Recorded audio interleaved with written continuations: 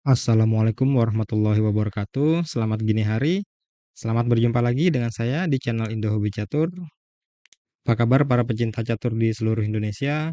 Kali ini saya akan mereview satu permainan dari ajang Tata Steel Chess 2023 di ronde terakhir, yaitu ronde ke-13 yang mempertemukan Anies Giri dengan Richard Rapport.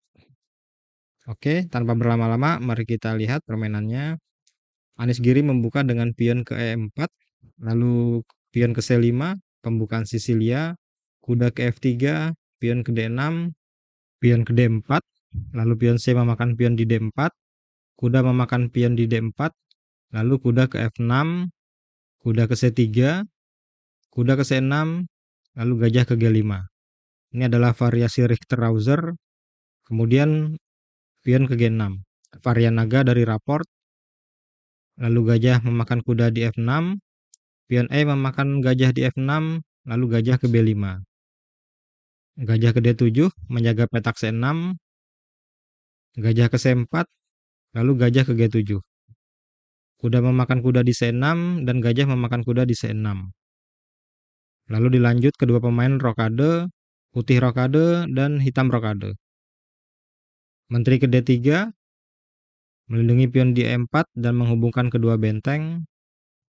Benteng ke C8 dengan niat menguasai lajur C. Kuda ke D5 memperkuat penguasaan di pusat oleh kuda. Benteng ke E8 mengancam pion di E4, pion C3. Langkah yang bagus dari Anies meredam kekuatan gajah dan benteng terhadap pion B2 ataupun pion C2. Kemudian gajah ke D7, gajah ke B5, mengajak pertukaran gajah aktif milik hitam, lalu gajah ke C6. Raport setuju dengan pertukaran, tapi dengan kondisi dilakukan di petak C6 agar raport memiliki kekuatan di petak pusat, dan tentu saja Anies menolaknya dengan memundurkan gajah ke C4. Lalu gajah ke D7, benteng F ke E1, pion F5, lalu gajah ke B3. Mengamankan gajah lebih dulu agar menteri bisa pindah setelah pertukaran. Lalu pion F memakan pion di E4, benteng memakan E4, lalu gajah ke F5, mengancam menteri, tapi tidak masalah karena benteng memakan benteng di E8 skak terlebih dahulu dari Anies, lalu menteri memakan benteng di E8, dan menteri mundur ke petak D2. Lalu gajah ke E6, mengancam kuda, benteng ke D1, membantu mengawasi lajur D, kemudian menteri ke D7, pion ke H3, pion ke B5, lalu menteri ke F4, mengawasi petak F6 karena jika kuda pindah ke F6, serangan garpu kepada menteri dan raja, lalu setelah dimakan oleh gajah dan menteri memakan gajah, maka menteri putih akan menguasai diagonal A1 ke H8. Lalu benteng ke C5, mencegah usaha putih untuk menguasai petak F6. Misalkan saja putih tetap melanjutkan dengan kuda ke F6, setelah dimakan gajah, lalu dimakan menteri, dan benteng bisa berpindah ke petak F5. Maka menteri ini harus pindah dari petak F6, dan misalkan saja jika menteri pindah ke petak D4, maka setelah pion ke F6, maka putih akan kehilangan penguasaan terhadap diagonal ke H8. Oke, mari kita kembali ke permainan. Tadi setelah benteng ke C5 dari hitam, putih melanjutkan dengan kuda ke E3.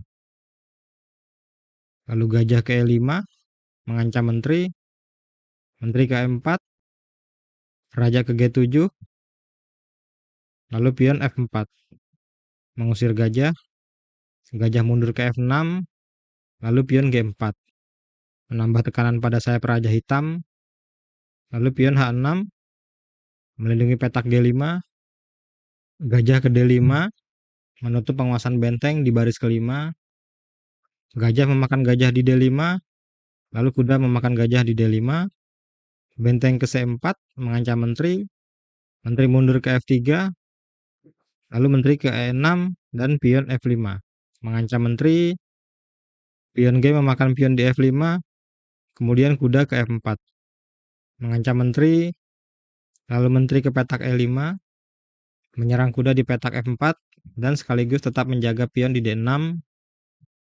Kuda ke H5, skak.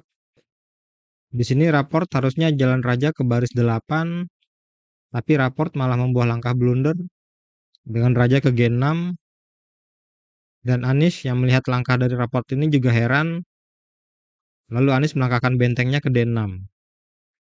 Langkah yang tidak diperhitungkan oleh raport.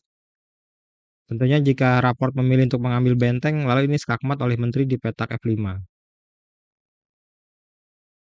Tapi setelah langkah benteng ke D6 tadi, raport melanjutkan dengan raja ke G5. Kemudian benteng ke D5. Kemudian menteri ke E1, mengancam raja, raja ke G2, dan kini raport tidak bisa lagi mengancam raja putih. Kemudian gajah ke E7. Benteng memakan pion di F5, skak, dan dengan terpaksa raja lari ke H4. Dan Anish memaksa raport untuk menyerah dengan menteri ke G3. Dan setelah langkah ke-39 dari Anish, raport menyerah. Misalkan jika tetap dilanjutkan setelah menteri ke G3, dan tentu saja harus dimakan oleh menteri, lalu kuda memakan menteri di G3, dengan ancaman skakmat di petak H5, lalu benteng ke C5, dan putih bisa melanjutkan dengan dua cara. Pertama adalah dengan memakan pion di F7, kemudian gajah menghindar ke petak D8, benteng ke G7, gajah ke F6, lalu benteng ke G6, gajah ke D8, lalu kuda ke F5. Tentunya kuda ini harus dimakan oleh benteng. Setelah benteng memakan kuda, lalu pion memakan benteng, maka putih akan menang dikarenakan raja hitam sudah terpojok. Atau dengan cara yang kedua, yaitu dengan memajukan pion ke B4.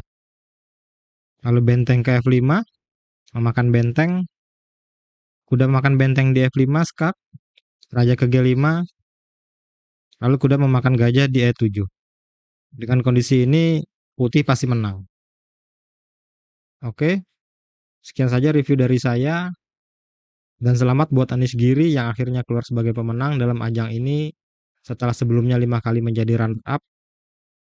Terima kasih sudah menonton, semoga Anda menikmati video kali ini. Klik like jika Anda suka, dislike jika tidak suka, subscribe agar saya semakin bersemangat membuat video-video menarik lainnya yang tentunya masih dari dunia catur. Dan terima kasih juga bagi yang sudah subscribe, like, serta komen di video ini atau video saya sebelumnya. Sampai jumpa di video berikutnya. Assalamualaikum warahmatullahi wabarakatuh. See ya.